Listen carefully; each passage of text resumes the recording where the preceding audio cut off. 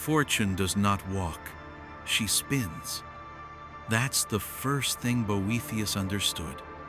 The second was harder. If you're standing on the wheel, you will rise, but only to fall. Because the wheel turns, not from cruelty, but from nature. And yet, when life is good, when we are praised, when money flows, when our name is known, we forget the wheel even exists. We think we have won, that this moment of joy is the proof that we are favored, chosen, worthy. But Boethius, in a cold prison cell, having lost everything, status, family, freedom, saw it for what it was. Fortune was not a gift, it was a test. If you are trying to stop fortune's wheel from turning, you are asking it not to be fortune. The wheel turns. That's all it knows. That's all it does. And when it turns against you, when friends disappear, when doors close, when the world grows silent, it is not punishment. It is truth. Because what rises is not always deserved, and what falls is not always failure. Sometimes the descent is the first honest thing that has happened to you in years.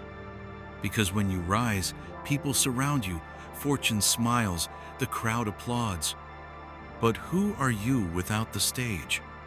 Who are you when the applause stops? The answer to that question is your foundation. And fortune's wheel exists to ask it. It is not there to reward, it is there to reveal. Boethius wrote the Consolation of Philosophy while awaiting execution, not to explain his fall, not to reclaim his past, but to understand what cannot be taken. Because fortune took everything, and yet his mind remained. His words remained.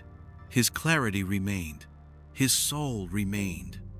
And in that silence, he saw that the highest part of us has never depended on the outer world.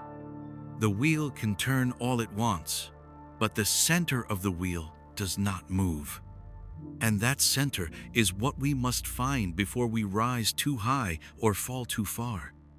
Because both are distractions, illusions.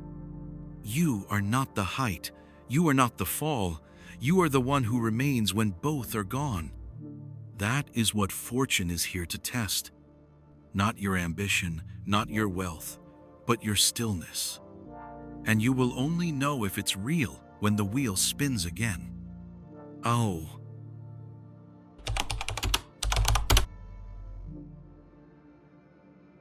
We think the test comes when we fall, but often the real test comes when we rise. When everything is going well, when doors open effortlessly, when we are seen, celebrated, rewarded. This is when fortune is most dangerous, not because she is cruel, but because she is convincing. She convinces you that the spotlight will stay, that the warmth of the room means you are loved, that success is a reflection of who you truly are. She whispers, "You've made it. You're different. You deserve this." And you believe her, because it feels good, because it's easy, because it's easier to accept praise than to question what it's built on. But Boethius knew fortune smiles only to see if you will forget. Forget who you were before the stage. Forget the fragility of the things you now cling to. Forget that all of it can disappear overnight. And more than that, she watches to see if you forget others. If success makes you softer or more proud, if power makes you generous or possessive, if being elevated makes you think you are immune to the turning of the wheel. Because the wheel does not stop when you're at the top, it simply moves more quietly. So when fortune smiles, beware. That is when the ego grows fastest. That is when gratitude fades.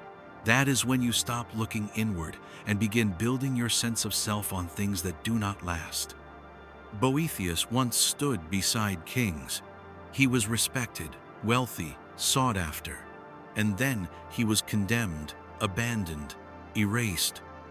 And in that prison, he realized that what fortune gives is never truly yours. If it can be taken, it was never a possession, only a loan. And the worst thing you can do with a loan is believe it's permanent. So when good things come, welcome them, enjoy them, but never depend on them. Do not confuse gifts with ground. Do not confuse the golden hour with the sun, because the sun rises and sets, and when it sets, what remains is your character, your quiet, your inner weight, the substance you built when no one was watching. That is what the smile of fortune is for, to see if you will build on sand or on silence. So when things are good, be more still, be more humble, be more inward, not because you expect to fall, but because you want to remain whole even if you do.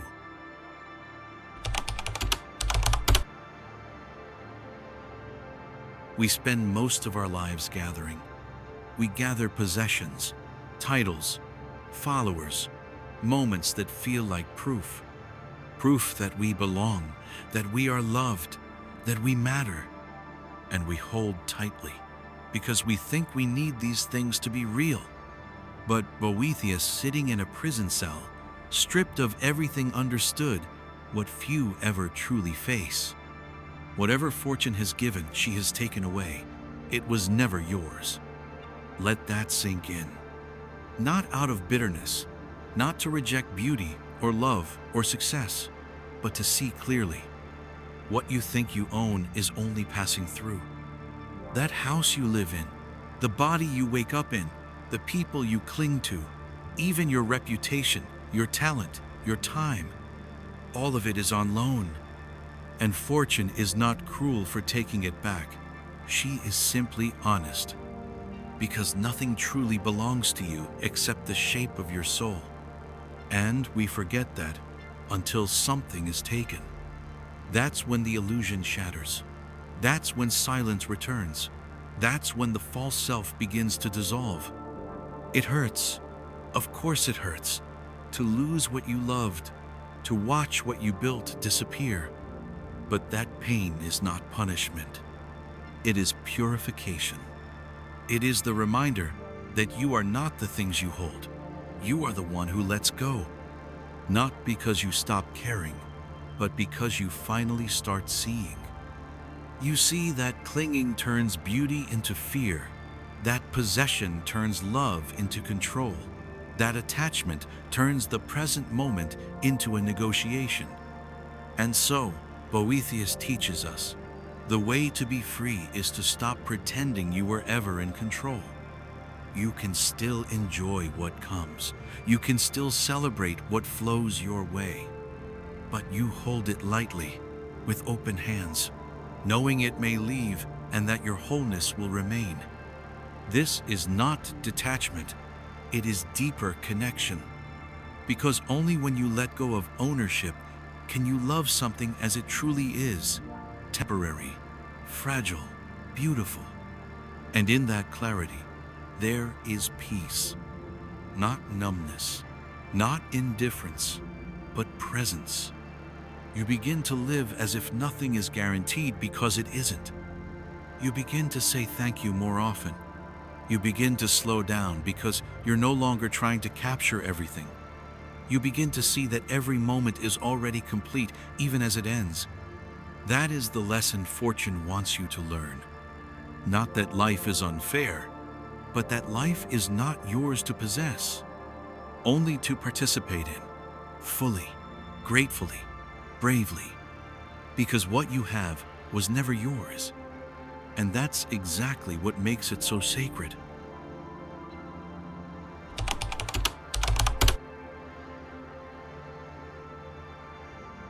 We are taught to fear the fall. We avoid it, resist it, deny it because we have been told to fall is to fail. But Boethius shows us something else. He lost everything, not in theory, but in reality. His position, his power, his name. From beloved advisor to condemned traitor, from the marble halls of power to a cold, forgotten cell. If success was identity, then he had no self left. But in that fall, he discovered something unshakable. It is my opinion that fortune's changes do not alter who we are, but simply reveal what was hidden beneath the noise. The fall is not failure. The fall is revelation. It strips away the borrowed strength. It burns through the illusions. It silences the applause so you can hear what's true. Because while we rise, we accumulate masks, stories, expectations. We wear them proudly, believing they are us. But the fall, it peels them off. Suddenly you are not the hero. You are not the one who wins. You are simply here, with nothing left to prove, with nothing left to lose. And it's in that empty space that something real begins to stir. Not pride, not power, but presence. The fall asks you, who are you when it all goes quiet? Not the curated version, not the strategic smile, not the idea of yourself you sold to the world. Just you, tired, stripped down, still breathing. And what you find there is not weakness. It's truth. The fall does not destroy you. It distills you. And if you let it, it softens you in the best way. You stop judging yourself by your titles. You stop defining others by their success. You stop measuring your days by how far you climbed. Because you know now, a single moment can undo years of image. And yet, you're still here. Maybe quieter, maybe humbler, but maybe also more awake than you've ever been. Because when you fall, you see that all those ladders were leaning on empty walls, that all that climbing was not the same as living.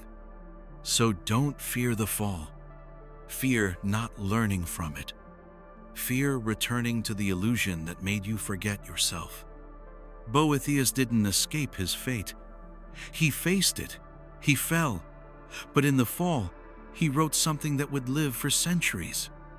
Not because he rose again, but because he saw clearly for the first time. The fall is not failure. It is a doorway, a reckoning, a return, not to what you had, but to what was always waiting beneath the surface.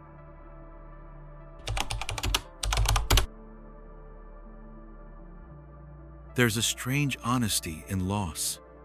It doesn't flatter. It doesn't negotiate. It doesn't let you pretend. It just arrives and takes. Your plans, your reputation, your comfort, sometimes the people you love most. And yet, after the grief, after the dust settles, something else becomes visible. What can't be taken. Boethius learned this in chains. After years of serving emperors, after rising to the heights of power, after giving everything to the world that betrayed him, he found himself alone, unprotected, forgotten, stripped bare. And that's when he began his most important work. The wealth of the soul is not touched by the changes of fortune. What a sentence! What a freedom! Because we are raised to believe that wealth is something we gather. In banks, in titles, in experiences we can post and prove. But real wealth, the kind that matters when everything else disappears, lives in silence. In clarity, in self-respect, in the quiet company of your own mind on the longest night. Loss doesn't destroy that kind of wealth. It uncovers it. It clears away everything extra so you can see the shape of what endures. Your patience, your kindness, your courage in small things, your ability to keep your soul soft even as the world grows hard. That is wealth. And loss has a strange way of polishing it. Because when everything else is gone, you begin to notice what you never counted before. The strength not to hate, the ability to sit with pain without bitterness, the grace to forgive someone who doesn't deserve it. These aren't just virtues. They're currency in the inner economy of a soul that is free. And they don't come cheap. You don't earn them through success. You earn them through loss. You learn them in the space between who you were and who you are forced to become. And the beauty is, once you find them, they're yours forever. Because no one can take what wasn't given by the world. The world can break your image. It cannot touch your essence. The world can take your home. It cannot evict your integrity. The world can silence your voice. It cannot erase your truth. Loss is not the opposite of wealth. It is the test that reveals what was real all along. And when you see that, you stop fearing what may be taken. Because now you know, what is truly yours cannot be lost. It doesn't live in things, it lives in you. And that is the beginning of a freedom no fortune can offer.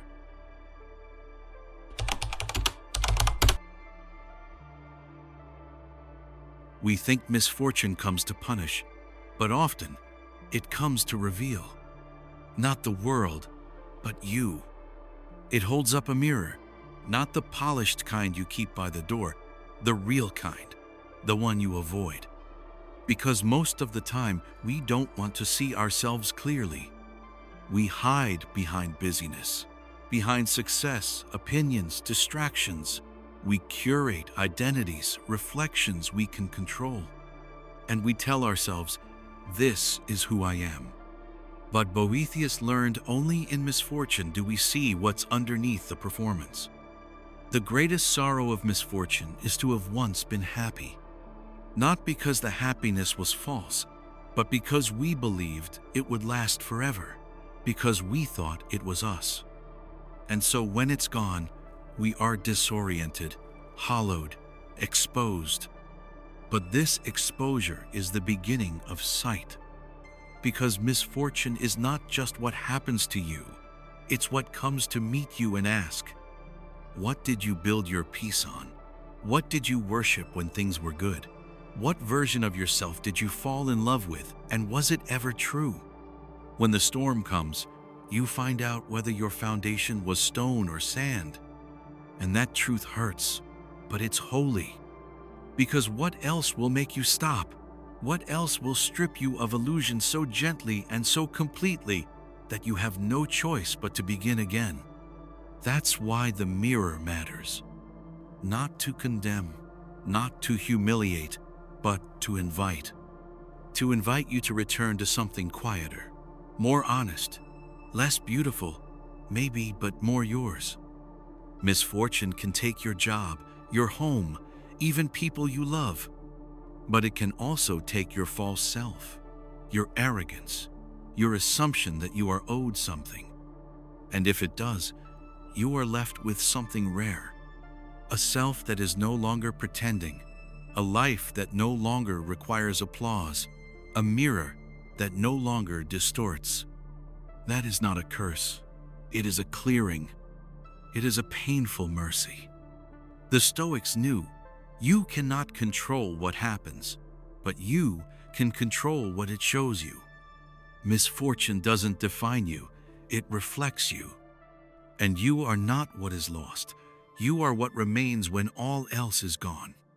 So when the mirror arrives, don't look away. Look into it, not with fear, but with readiness. Because that reflection, for all its roughness, might be the most real thing you've seen in years. And it will show you not who you hope to be, but who you actually are. And that is the beginning of everything that matters.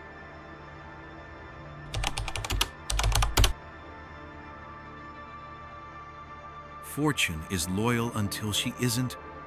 She arrives with gifts, with charm, with timing that makes it easy to believe she is your friend. And then, without warning, she leaves. Not slowly, not kindly, suddenly. Just when you think you need her most. In the darkness, in the courtroom, in the diagnosis, in the betrayal.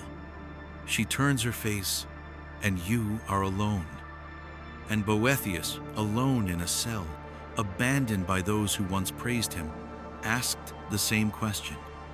Why does fortune desert the ones who have shown her the most loyalty? And the answer came, not from bitterness, but from philosophy. Because fortune is not a companion, she is a teacher. And when she sees that you are ready to learn what cannot be learned through comfort, she leaves. Not as punishment, as instruction. She knows what we forget, that only in silence do we hear truth, that only in loss do we meet the self beneath our status, that only in absence can we see what we thought we needed and what we actually are. Fortune leaves when her gifts are no longer gifts but distractions. She leaves when you begin to mistake borrowed power for inner strength. She leaves when you must be reminded that the world will not save you. And still, her leaving hurts. Because when we are weakest, we want reassurance. We want security, symbols, signs. But that's not her way. Because her absence is the lesson. The absence forces you to ask, what remains when nothing supports me? What is mine when all that is borrowed disappears? And if you listen not with desperation, but with discipline, you will hear the answer rising slowly from the quiet. You were never meant to depend on her. Her gifts are temporary. Her approval is unstable. Her company is conditional. But your soul is not. And that is why she leaves. To point you inward, to push you toward the only thing that does not turn with the wheel. Your reason, your virtue, your clarity, your stillness. These are not given. They are earned. They are practiced. They are discovered in the dark precisely when you think you have nothing. So when fortune leaves, do not beg her to return. Bow your head. Thank her for what she showed you. Then begin the work that was waiting all along. The work of becoming what no one can take. Because she leaves when you are finally ready to stop looking outward and start remembering what's been inside you from the beginning.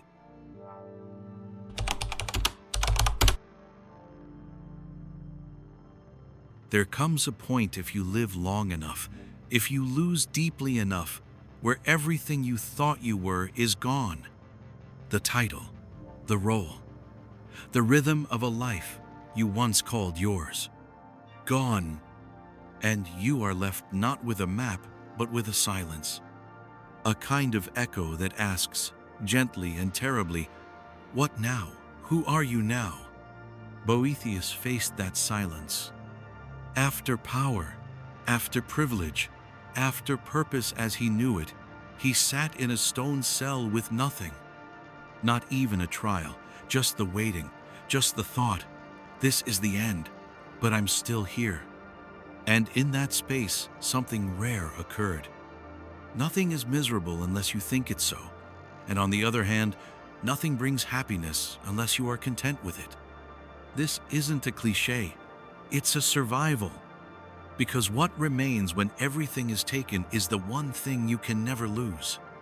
Your power to respond. Not your power to change events, not your power to control others, but your power to choose the meaning of what remains. It's not romantic. It doesn't rescue you from pain. It doesn't give you answers. But it gives you footing. It gives you a place to stand when everything else is sinking. Because meaning doesn't come from what you have. It comes from how you meet what you've lost. And in that meeting you find the core, the silent center of who you are without performance. The part that doesn't rise and fall with fortune's wheel. The part that still breathes when your name is forgotten. The part that still listens when the world goes quiet. And yes, it may take collapse to find it. But once you do, you see that it was never built from status. It was built from stillness. Stillness earned by enduring what you thought would break you. Stillness formed in the pressure of powerlessness. This is why some people shine not in glory, but in ruin. Because the glow comes not from what they have, but from what they've learned to live without. They have walked through the fire and come out with fewer illusions and more light. And the light is not loud. It doesn't need to be. It just is, unshaken, unborrowed, true. So ask yourself not what you own, but what you'll still be when it's gone. Because that is what you actually are. And if you build your life on anything else, you'll spend it in fear. But if you build it here, in the clarity that loss reveals, then no matter what is taken, you will never truly be poor.